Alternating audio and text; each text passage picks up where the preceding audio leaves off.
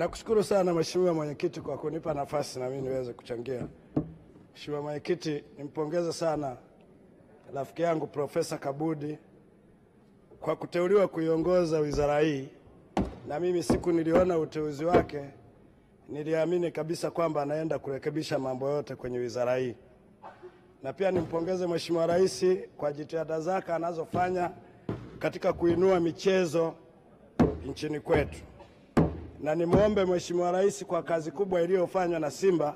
Mimi ni mwana Yanga, lakini kwa kazi kubwa iliyofanywa na Simba wanastahili na wao kupewa ndege ili waende kwenye fainali huko Morocco. La pili, Mheshimiwa Mwenyekiti, nimewaona viongozi wa bodi ya ligi na nimemwona rais wa TFF. Nampongeza sana, lakini nimemwona rais mstaafu Bwana Tenga. Mheshimiwa, nadhani Bwana Tenga ni mtu wa kuigwa sana kwenye tasnia ya michezo. Ni kiongozi ambaye kwa kweli alifanya kazi yake vizuri na akastaafu na bado wanamtumia, lakini ni mtu anayeheshimika sana kwenye tasnia ya michezo. Sasa nadhani na wale mlioko kwenye madaraka muige mfano wa jinsi gani mzee Tenga aliongoza michezo yetu hapa Tanzania. Vinginevyo mtamaliza vipindi vyenu halafu mtakuwa maoyaoyo huko mtaani, hamueleweki na mheshimiki kwa kazi mlizozifanya. Mheshimiwa Mwenyekiti, namuuliza kaka yangu Kabudi, Mheshimiwa Waziri, na nilikuona kutokana na mgogoro uliopo kwenye timu zetu hizi kubwa mbili. Nilikuona ulitoka saa 4 usiku kwenye kikao. Lakini baada ya kutoka mle mpaka leo hatujajua kilichotokea kule. Natanguliza maneno haya ili uyajue. Nitashika shilingi leo. Mpira wa Simba na Yanga, timu ya Simba na Yanga kwenye nchi hii ndio burudani pekee iliyobaki kwa watu wote. Sasa mnatambua kabisa iko migogoro, lakini hata kwenye taarifa yako Mheshimiwa Kabudi sijaona mahala ambapo unataja. Ikiwa rais mwenyewe anafadhili mpaka anatoa hela zake mfukoni kuwapa vijana hamasa, halafu mnaona huu mchezo tuendelee kusikia tu ngonjera za huyu na huyu. Mheshimiwa Mwenyekiti, namtangulizia kabisa shilingi mzee Kabudi, naondoka nayo. Kama utakuja na taarifa sahihi ulichokisikia kieleze, ili ndio bunge la wananchi. Hatuwezi kuwa tunasikia mitandaoni na wewe mwenzetu uliyeteuliwa kwenda kutuwakilisha umesikia sirini, halafu unaleta taarifa tukupitishie budget, tunaacha kuelewa kinachoendelea. Sisi tukirudi huko majimboni kwetu na sisi tuwe tena watu wa mitandao. Leo kama utatoa taarifa sahihi na kushikia shilingi. Mheshimiwa Mwenyekiti, niamini Simba hawana makosa, Yanga hawana makosa, lakini kinachoendelea nani anayetakiwa kutueleza taarifa sahihi?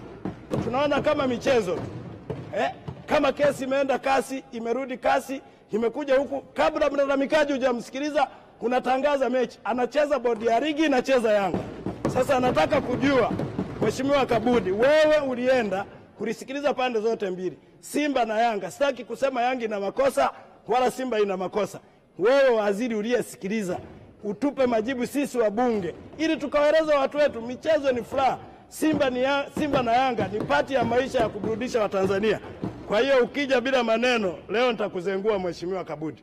Lazima uje na taarifa. Sisi Tanzania tumepata heshima ya kuandaa AFCON. Halafu dunia yote itaangalia AFCON inaandaliwa Tanzania. Halafu tunakuwa na viongozi wahuni tu wanaamua wanavyotaka. Hatuwezi kwenda kwa design hiyo. Hapana. Sisi wote tunaweza kuwa marais wa TFF, wote tunaweza kuwa viongozi wa bodi ya ligi. Hata mimi naweza kuteuliwa. Halafu lazima niwe wazi, sio tu kama tumempa mtu kuongoza familia yake. Na kuomba sana Mheshimiwa Waziri, kuliko kulitia aibu taifa hili tulikoenda kwenye michezo yetu, ni lazima uje na taarifa bunge tufahamu. Usipokuja nalo leo nitaondoka na shilingi. Mimi ni daktari, wewe ni profesa. Kwa hiyo mzee ujiandae, na wewe mwenyewe umenipandisha kuniita profesa, unaniita profesa. Kwa hiyo leo nitakuzengua kiprofesa. Mheshimiwa, naomba nichangie, nishauri bodi ya ligi iwe isiongozwe na TFF. Iwe independence, wazungu wanasema, ijitegemee. Tunaona hivyo independent hivyo. Tunaona sasa inapokea maelekezo tu kutoka kwenye bodi, kwenye TFF. Kwa hiyo ninaomba sana Mheshimiwa Mwenyekiti, tuache na tuunde bodi ya ligi inayojitegemea. La mwisho, Mwenyekiti, kwenye mfuko wa wasanii, nimewaona rafiki zangu wasanii Unajua tatizo huko serikalini huwa mnakurupuka, hamjui biashara. Tuna mipango mizuri ya pesa, lakini biashara hamuifahamu. Na tukitoa mawazo, mimi nimeshiriki sana kuzitafuta zile pesa, wanajua wasanii.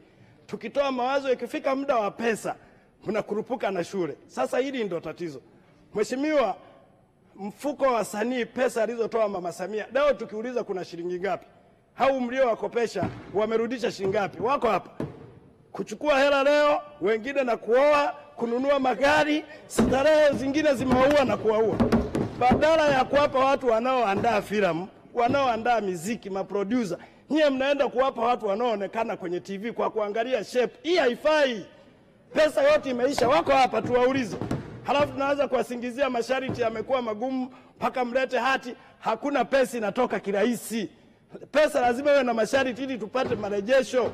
Hatuwapi hela ya kwenda kula, badala ya kuwapa watu wanaoandaa filamu. Msanii anayeonekana kwenye TV wengi wao wanamalizana na maproducer, analipa keshi yake anaondoka. Badala ya kuwapa wale waandaaji wa muziki, kuwapa waandaaji wanaoandaa filamu, mnaenda kuwapa watu wanaoonekana kwenye TV. Niambie Mheshimiwa Spika, kwenye taarifa yako yale mamilioni 50-40 tuliyotoa, uje nayo majibu. Wangapi wamerudisha hata mmoja? Na anazifanyia nini? Na tukakagua biashara zao. Wote wamenunua Kuruga, wamenunua Alfadi, zimeisha zote, hamna hata 100. Sasa mngetuchukua tukawashauri tuliozoea maisha ya kitaa. Leo hii tungekuwa na wasanii mabilionea, kwa sababu ukimwezesha mwandaaji ni sawa umemwezesha yule anayeonekana kwenye TV. Kwa hiyo niombe sana Mheshimiwa, ukija hapa uje na majibu yanayoeleweka. Mwisho, nampongeza sana Mheshimiwa Rais. Na naendelea kuwaombea Simba wakafanye vizuri. Unapoenda kuiwakilisha nchi kwenye fainali, sisi wote tunaungana kama taifa moja. Na serikali iangalie ndege, na kama kuna nafasi na mimi naomba lifti kabisa, natanguliza nikashangilie. Na kupongeza sana Profesa Kabudi, wewe ni mzee, mwalimu wa kitivo cha sheria mbobevu. Nina imani irekebisha hii wizara.